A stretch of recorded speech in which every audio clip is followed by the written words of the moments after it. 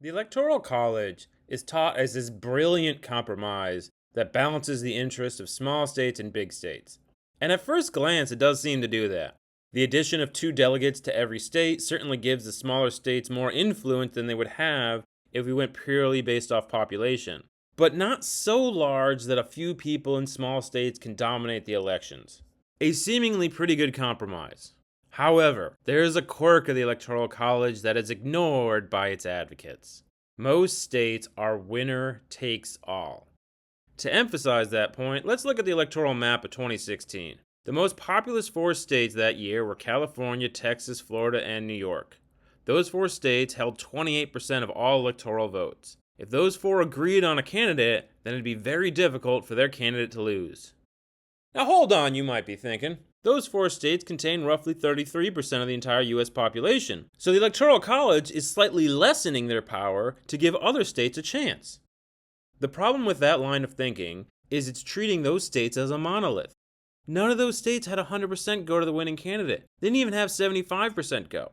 75% of 33 is 25%, 25 being less than 28. If a candidate dominated those 4 big states with 75% of the vote in each state, that would give them 25% of the popular vote, but 28% of the electoral votes. In a popular vote, the candidate that lost the big states is still at least getting some votes to help them win overall. But in the current Electoral College system, they get nothing, which is a much bigger blow. Winning the big states with just over 50% is more important in the current Electoral College system than it would be with a popular vote, meaning the Electoral College winner-takes-all system has made it easier for big states to dominate elections. Only, a state's population total is different from their number of eligible voters, so let's dive in on the data of the biggest state, California. In the last 3 elections, California had 55 electoral votes, 10% of all electoral votes. In recent elections, California has consistently given those votes to Democrats, making the state a key part of their strategy. If those states were decided by the popular vote instead, it would be 8 to 11 million votes for Democrats, which is less than 10% of the popular vote. Whichever candidate loses California in the Electoral College is starting behind. But in a popular vote, both candidates get votes from California. The total vote from California in those 3 elections was over 10% of the population. But when the votes split between 2 candidates, the state is canceling itself out, making the rest of the nation very important. Nebraska and Maine combat this by allowing their electoral votes to be split. But they do it based off congressional districts, which isn't the best solution as it just gives more power to gerrymandering. If you still don't believe me that the Electoral College makes big states more important, then answer me this. Can a political party win the presidential election without a big state? Let's look at the 2 most recent elections. In 2020, the Democrats were awarded the most electoral votes, giving them the win. But they won the most populous state, California. If California went the other way, then the Democrats lose. The Democrats have no path to victory without California. In 2016, the Republicans won the election with 306 electoral votes before faithless electors adjusted the result. Flip Texas, and now the Democrats win. If the Republicans cannot win without Texas, if that one state is absolutely vital to their strategy, then how is the Electoral College de-emphasizing the importance of big states? The Electoral College has made it impossible to win without a big state on your side. The winner-takes-all nature of the Electoral College makes it easier for big states to take over the whole process. In fact, in the last 3 elections, you could win the whole thing with just 11 states. The reason the big states aren't currently dominating every election is those 11 states are close to evenly split between Democrats and Republicans. That split is what's giving the small states a say, but if California and Texas were to unite, then the election would be over with those 2 states determining the winner. The exact thing the Electoral College was claimed to prevent. In a popular vote, you could win with 45% of California and Texas while doing well in the rest of the country. But that's not a viable pathway if 45% turns into nothing with the winner-takes-all system for each state. You need a big state on your side to win the presidency. Going back to 1788, the U.S. has had 59 presidential elections. 27 of those elections were landslides, with the winner taking over 70% of the states.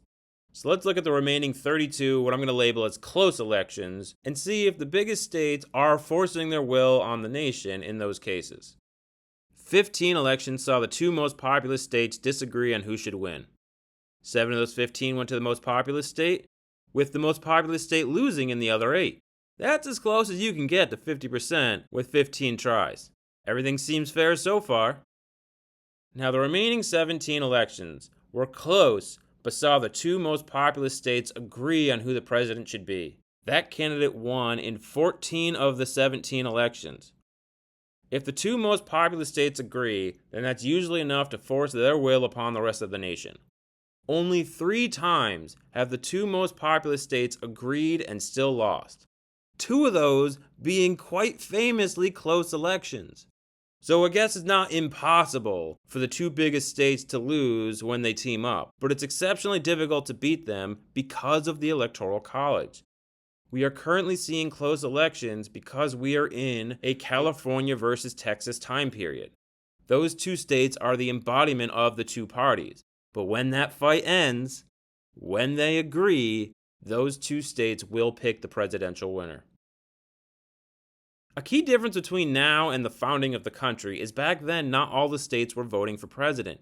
People would vote for state offices, but it was common for the state legislature to pick the winner of the presidential election. If one state has 50 state leaders vote for president, and the neighboring state has their 10,000 citizens vote, you can't just add those two numbers together. You need some sort of equivalency. The Electoral College was their best idea to standardize winners by state legislators versus winners by state vote.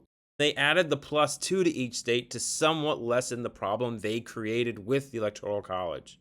The process today is a lot more standardized and consistent from state to state, making the Electoral College no longer necessary as long as all the states are committed to letting their citizens vote for president. Another popular claim about the Electoral College is it makes the candidates talk to the entire country. But that's clearly not happening when you look at the data. In reality, the Electoral College allows the candidates to hyper-focus on large swing states while ignoring the vast majority of the country. As we can see by looking at which states received campaign visits during the 2020 general election, the small states are still being ignored by the two major candidates, while shockingly the largest states are also being ignored. The mid-sized swing states are the only states that candidates seem to care about and keep visiting. A small group of states are deciding the election because of the winner-take-all nature of the Electoral College. It has exacerbated the problem we were told it was supposed to fix. Another problem with the Electoral College is it encourages the two-party system that most of us hate. When there's two major candidates, it's very unlikely they'll get a perfect, exactly 50% tie. So more likely, one will get over 50% and one will get less than 50%. But if you split it 3 ways, now the leader will get over a third, but they could still get over a third and below 50%. In that scenario, the election gets sent to the House, where it's been a mess every single time. See 1824. In this scenario, all that big state, small state balancing act gets thrown out the window. Each state gets 1 vote in a contingent election, and the representatives are free to make backroom deals ignoring how their state actually voted. Do you really want a system where the plan is to throw out your vote when things are close? A popular vote with ranked choice voting could give us so much better options. A weird quirk of the Electoral College is that it's based off the raw population and not the number of voters. A popular vote encourages a candidate to get as many votes as possible, but the Electoral College gives the winner the same number of votes regardless of how many people actually voted. This gives a benefit to individuals in a state with a large population but a small voting population, encouraging the concentration of power in the hands of a few, which is how the Electoral College benefited slave states. Slavery is a difficult topic to talk about, but just bear with me for a moment and let's look at the numbers. Let's oversimplify things and just consider 2 very small states at the start of the nation. Let's imagine a free state with 50 voters and a slave state with 10 voters, but each of those voters owns 10 people, a total of 100 enslaved people. In a popular vote, there's 60 total voters, So let's just see, though, what would happen with an electoral college. Let's say we give one representative for every 10 voters, plus 2 extra electoral votes for the Senate. So the 50 free state voters turns into 5 representatives, 2 senators, 7 total electoral votes. Now the slave state, those 10 voters could be anywhere from 3 to 13 electoral votes, depending on how you count the large non-voting population.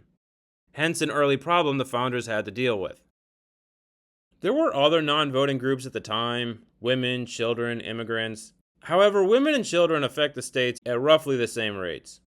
Some states drew in significantly more immigrants than others, but the voter-to-immigrant ratio in any state never came anywhere close to the voter-to-enslaved person ratio in slave states. The 3/5 sentence in the Constitution is there because of issues created by slavery and the Electoral College being fit together. Imagine going to your local city council meeting and hearing someone yell, "It's not fair that the apartment building contains hundreds of voters while my cul-de-sac contains only a dozen voters. My cul-de-sac deserves extra votes to compensate." Would you be happy with that argument? It's probably not the best practice to rank voters in terms of importance based on where they live.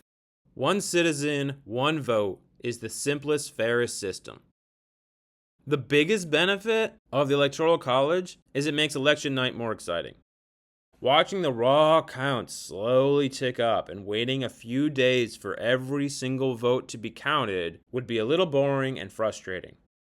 Watching each state be individually declared and seeing the electoral vote count jump up is more exciting, more like rounds in a game. And most of the time, you don't need to know the result of all the states, because you can get to 270 with most of them. But maybe finding out a winner quickly, maybe treating election night like a game is not the most important benefit.